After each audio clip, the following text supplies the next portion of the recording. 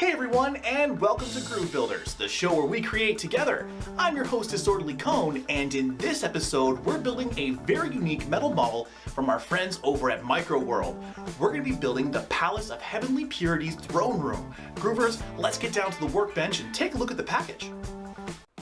Groove Builders, welcome to the workbench. We have our Microworld Hall of Heavenly Purity in some really nice Forbidden City packaging. Look at that. Now this model might look a little bit familiar to you if you saw my AliExpress video, because this was the model that we opened up at the end in my mystery package. Let's go ahead and take a look at the back.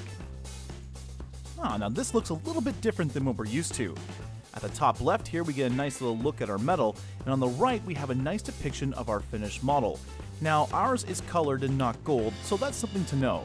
Just below that we have some information regarding the model and what it's made out of, what the age recommendation, and where this was built. Okay Groovers, let's go ahead and open up our package. We have some foam here. Flipping it over. Ching! Yeah, there's our metal. Look at that. The colors on that is unreal. And look at that right there. The blue is just so blue. Very nice. Now on the back here, we have our instructions. Alright Groovers, let's go ahead and take everything out of its package and get building.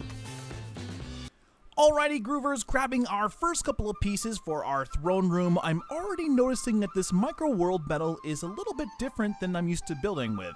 And that's probably because of all the laser etching, but I really don't want to be too hard on this model before even getting started on it, right?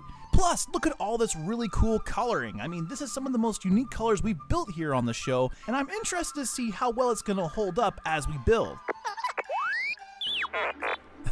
No, R2, I haven't forgotten about you. Of course I'm going to show them the instructions. Groovers, let's go ahead and take a look at them together. Thanks, R2, and you even gave us the English translation. That should make for a pretty easy time.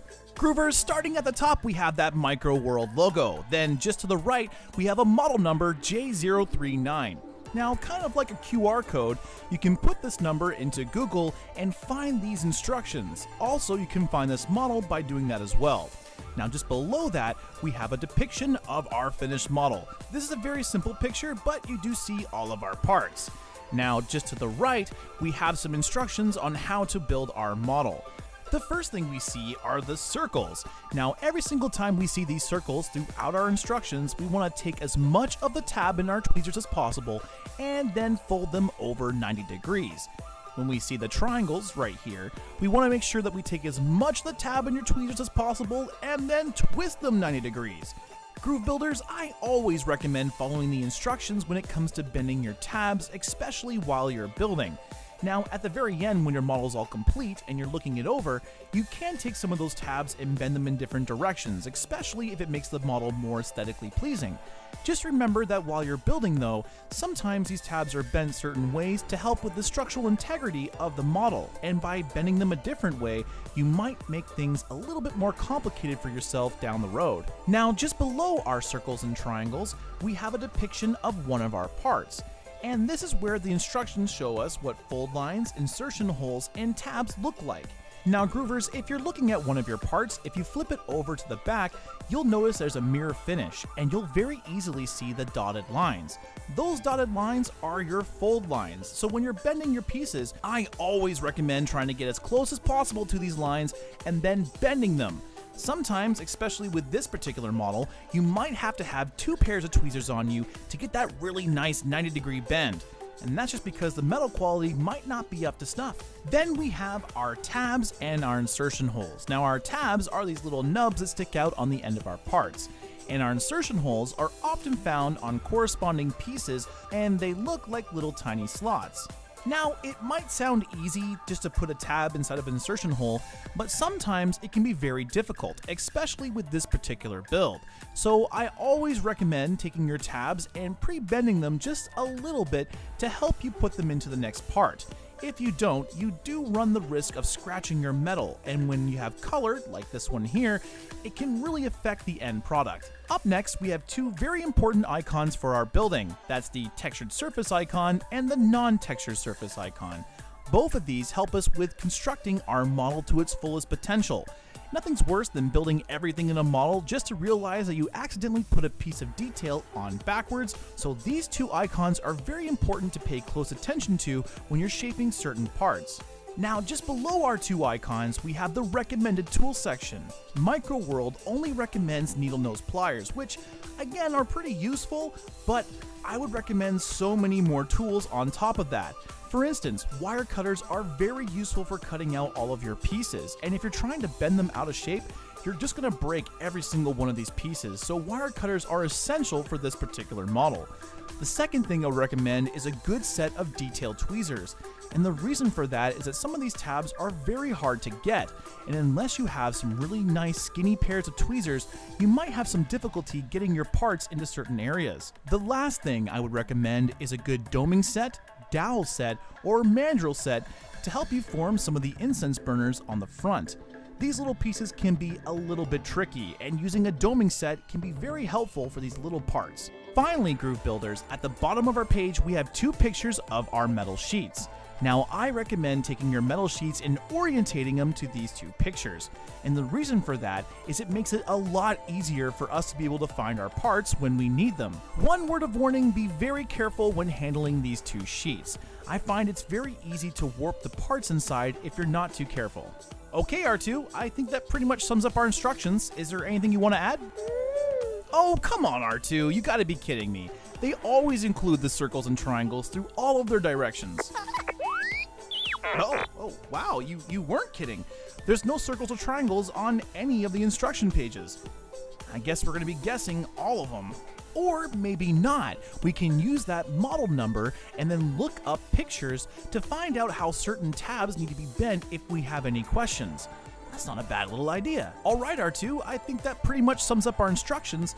Now it's time to tell everybody what this little throne room is all about. The Palace of Heavenly Purity and its throne room is located in the Forbidden City in China's Beijing.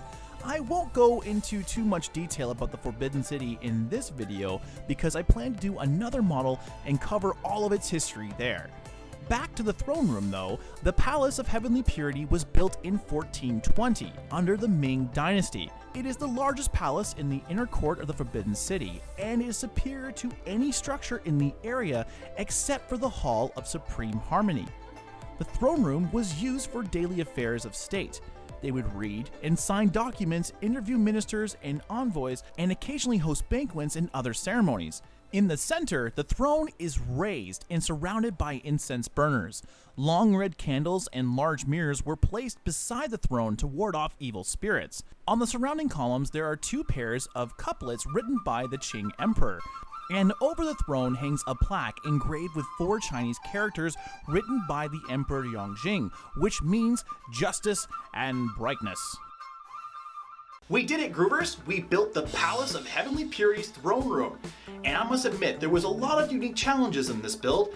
Let's talk about it a little bit more in construction. My first point when it comes to building the throne room for the Palace of Heavenly Purity is, well, that the metal is a little bit hard to work with. And that's because of all the laser etching all over this model. Don't get me wrong, it's absolutely beautiful, especially the floor design here. It's very, very nice. But because of all the laser etching, the metal is a little bit hard to work with. And sometimes when you're trying to bend the pieces or shape them, you might find that it won't necessarily cooperate with you. I recommend taking 2 pairs of tweezers when you're having a hard time to help you form 90-degree bends, especially along the back here when it comes to connecting the throne room to this bottom half. I would almost recommend bending these 4 corners along the bottom here before even attaching the throne room on, just to make your life a little bit easier.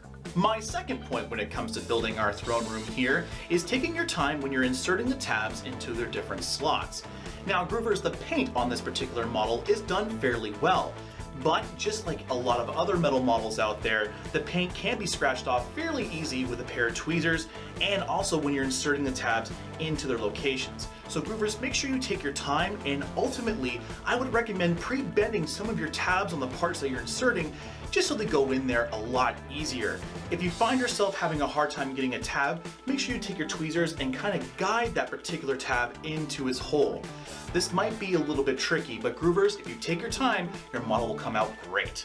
My third and final point when it comes to building the Palace of Heavenly Purity's throne room is that the instructions are not very clear when you're building. Not only are there no circles or triangles telling you how to bend your tabs, there's also some parts that tell you to construct things out of order, and it makes them really difficult to build. Groovers, I definitely recommend taking a look at the instructions ahead of time to figure out where things are going to be going so you can best build these yourself. If you take this little bit of time, you'll save yourself a lot of headache, especially with these incense burners. With that being said, Groove Builders, let's move on to build time. This throne room took me about 2 hours and 30 minutes to build, with the majority of my time being spent on these incense burners here along the front. Groove Builders, always remember that this is not a race, but 2 hours and 30 minutes is about average, I think, for most people out there that are going to be looking to build this model. And finally, Groove Builders, my thoughts. The Palace of Heavenly Purity's throne room from our friends over at Microworld is a very interesting model to build, especially because of all of this metal and all the detail that's on it. You know, Groove Builders, I've read a lot of complaints online about people saying that the models from Microworld aren't really the best, and it's because of the metal quality and some of the instructions.